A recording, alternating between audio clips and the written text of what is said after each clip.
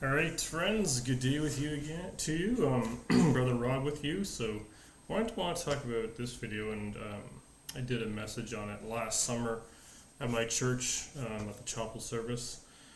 Was on why grace is so hard for us to accept. Now, when I say grace, I simply mean like salvation. So, Romans 10:9 famously says, "If you confess with your mouth that Jesus Christ is Lord, and believe in your heart that God, that is the Father, raised him from the dead, you will be saved."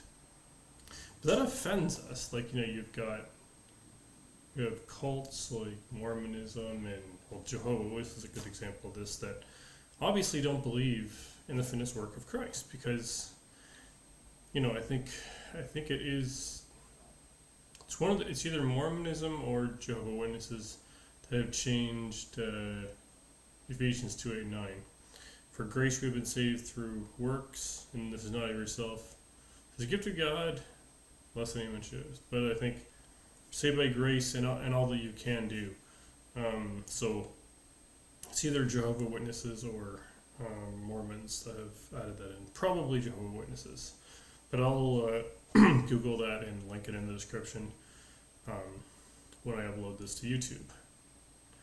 Because, I don't record anything in live for the most part, except when I do, like, streaming videos with, but I use StreamYard and I upload the stuff to YouTube. But for the most part, what I do is I just record it and then record it here on my webcam and I'll upload it to YouTube. But anyways, getting back to the message, so to speak literally, but so there's three reasons that grace offends our human nature. The first is, in every area of our life, we're taught, and truthfully, rightfully so, that if you want something to work, you got to ironically put in the work. Like, for example, if I'm going to be in a relationship with a woman, the only way that a relationship is going to work and thrive is if both of us put in the concerted effort, work, to make it be fruitful. Now, obviously, this would apply at a place of employment.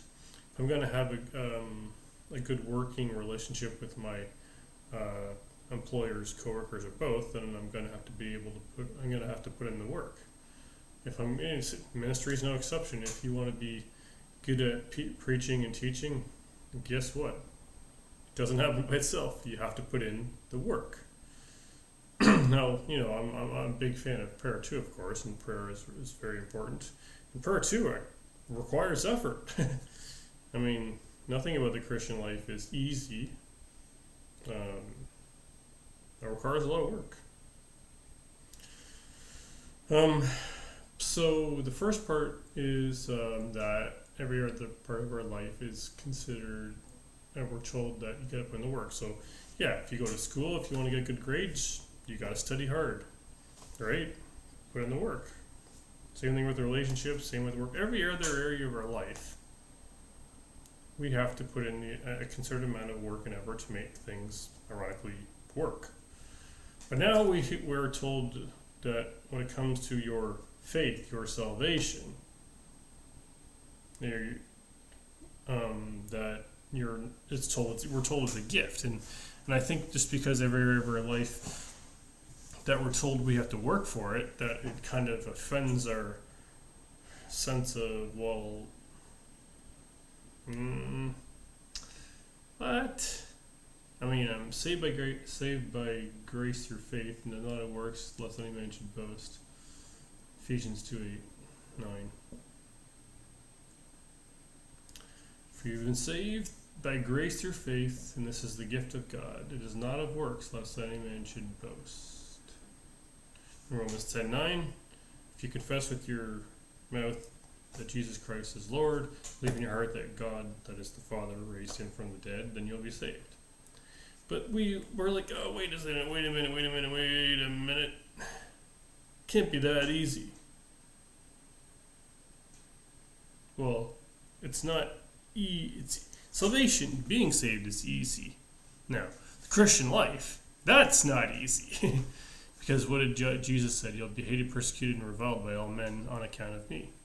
So, Christian life, contrary to what many popular teachers like Joel Osteen or Kenneth Copeland would have you believe, it's not a walk in the park. You're going to go through pain and struggle. You're going to be hated and reviled and persecuted. And, if you live in places like Saudi Arabia or China or Russia, it's pretty much illegal to be a professing Christian in a public manner. And here, we separate church and state. I don't really have an issue with that. But to be elected as a Christian, it's almost impossible in the West this day and age. Like, if you profess to be Christian, the odds of you getting elected are pretty much zero. So, yeah, because we live in a day of pluralism and, I think pluralism is probably the most common thing now. People like to mix a lot of things together. And no one's really an atheist. Just read Romans 1. You're just suppressing the truth. You know there's a God. We all know there's a God. All right, so that's the first part is it, but though it's grace is hard to receive because every other told to work. No. Second reason it's hard for us to receive grace is because of our own inadequacies. So we know we're flawed, sinful people. At least you should know that. And if you don't know that, then I don't want to tell you other than that you're just haven't been hanging around the right people. You're not honest with yourself, or both. So another reason it's hard for us to receive grace is because, again, an awareness of your own shortcomings, failures, sins. And this kind of conscious or subconscious idea that I have to work off my inadequacies. I have to figure them out on my own. I have to conquer them on my own strength. What the problem with that is? It's insanity, right? So insanity is simply doing the same thing over and over, expecting different results. It's also absurd because I can't remember who said it, but someone smarter than me said that the same problem, like same thinking that got you into the situation is equally unable to get you out of it. It's probably quite a bit of a paraphrase, but in other words, because your thinking got you into the mess as it did, your thinking is equally inadequate to get you out of the mess that you've put yourself in. Same applies to me. And the third part is because of what people have done to us. So we have a hard time accepting grace because we have a hard time giving it to other people. So I've heard apologist Frank Turek say, we want God's mercy for us and His justice for others. Sounds about right.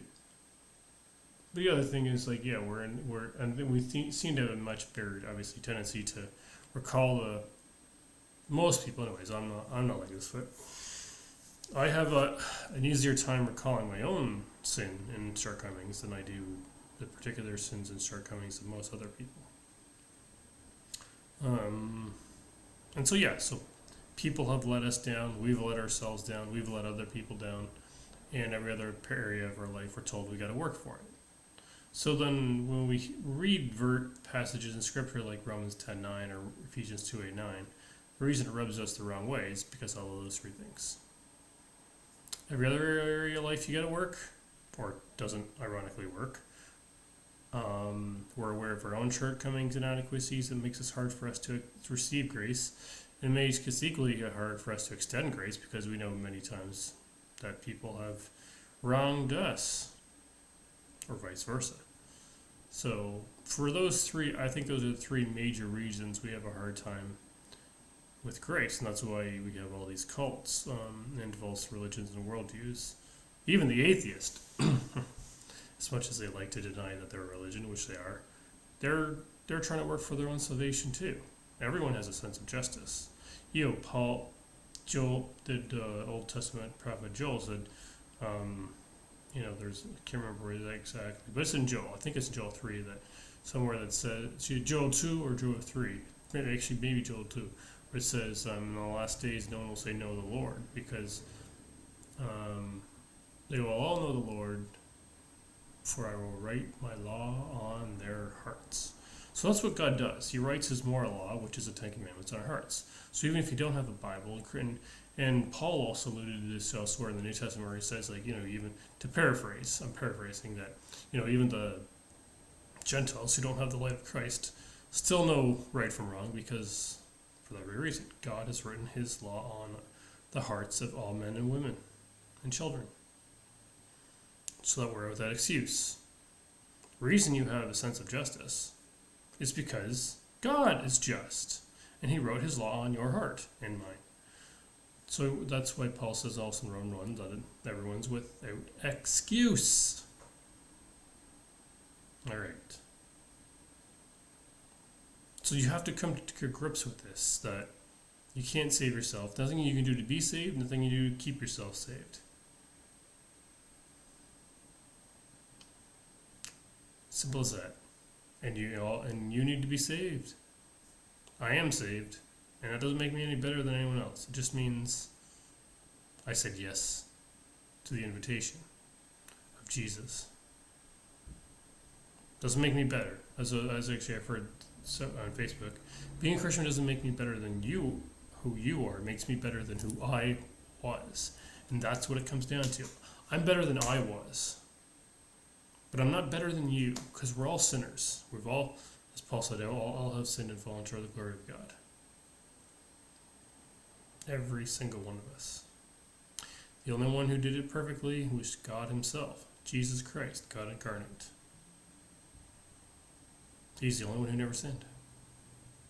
Now you might think, well, what about the owl? Well, Jesus is God, so he's exempt from that. He's not part of the owl because he's God. So he can't fall short of his own glory. So that verse doesn't apply to him, Catholics. Sorry, couldn't help it. Anyways, that's it for now. Peace out. Brother Rob.